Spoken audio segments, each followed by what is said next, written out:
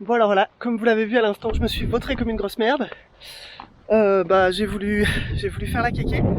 Je suis montée sur un chemin que je ne connaissais pas et qui était bien au départ et puis qui montait de plus en plus raide et de plus en plus raviné, donc de plus en plus escarpé. Du coup, c'était pas foufou pour la moto. Elle s'est pété la gueule une fois, dans le mauvais sens, parce que quand on essaye de faire demi-tour sur un tout petit chemin de montagne, ça ne marche absolument pas. La Varadero, elle est beaucoup trop lourde pour ça, elle est pas assez maniable et on peut pas la soulever quoi.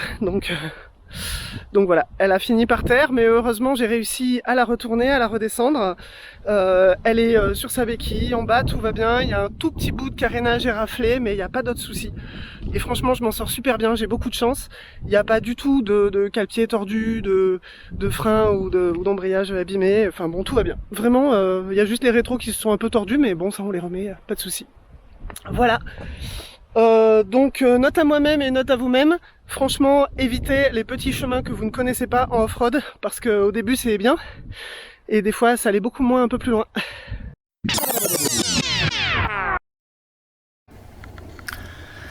Bon, j'arrive donc sur ce petit chemin très mignon, je vois le panneau, ah bah tiens, un petit belvédère, super.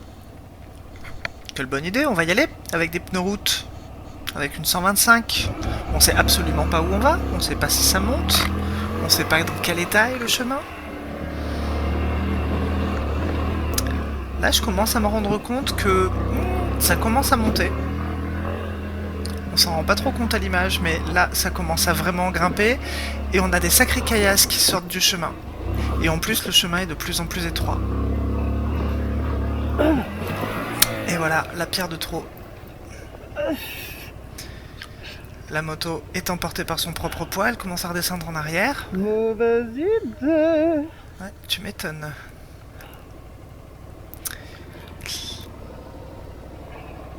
Donc voilà, moi, dans mon ignorance, en off-road, on se dit, ok, il y a une pierre qui me bloque, on contourne cette pierre, ou alors on recule un petit peu pour prendre un petit peu de vitesse, et on repart, on continue à monter.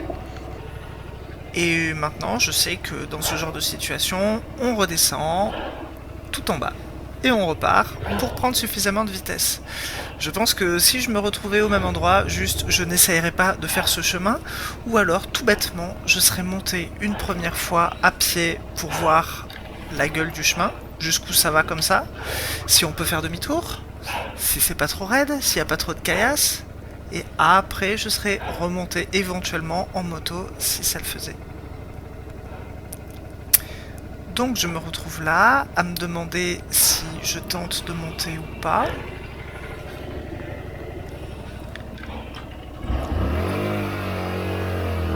Essayons, allez.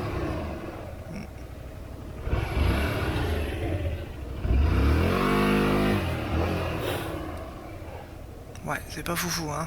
Bon, au mieux, je me remets un peu dans l'axe du chemin, mais c'est tout. Faut se dire que là, côté roue avant, c'est en pente, ça descend, la moto, elle est un peu entraînée dans le sous-bois.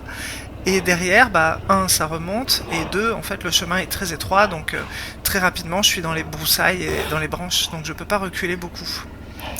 Et moi, dans ma super idée de me dire, tiens, je vais faire demi-tour et je vais redescendre par le même chemin, mais en roue avant, enfin, dans le sens de la descente,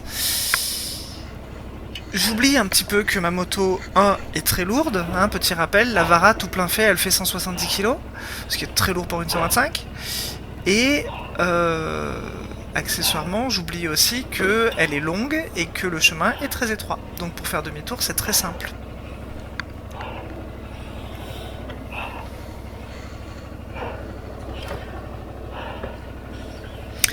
Là, à cet endroit-là, si j'avais vu les vidéos de Tom Barrère aussi, je me rappellerais que on peut aussi tourner le guidon de droite à gauche.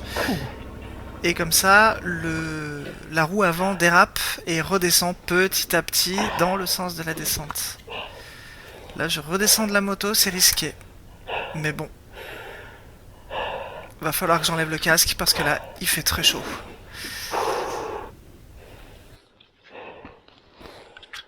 Au final, j'ai mis presque une heure à redescendre la moto. Le demi-tour s'avérant impossible, j'ai tenté une dernière fois de reprendre la montée et la moto est tombée sur la droite vers la pente.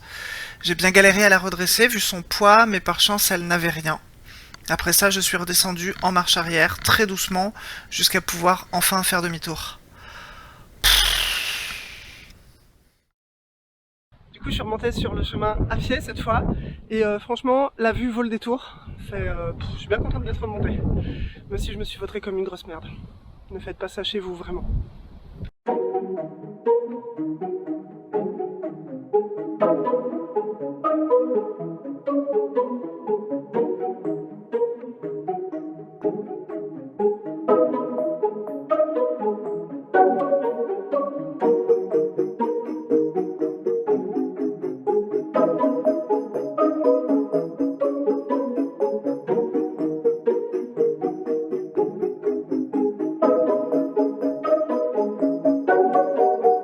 Allez, pour vous donner une petite idée du chemin, je le refais en descendant, à pied cette fois.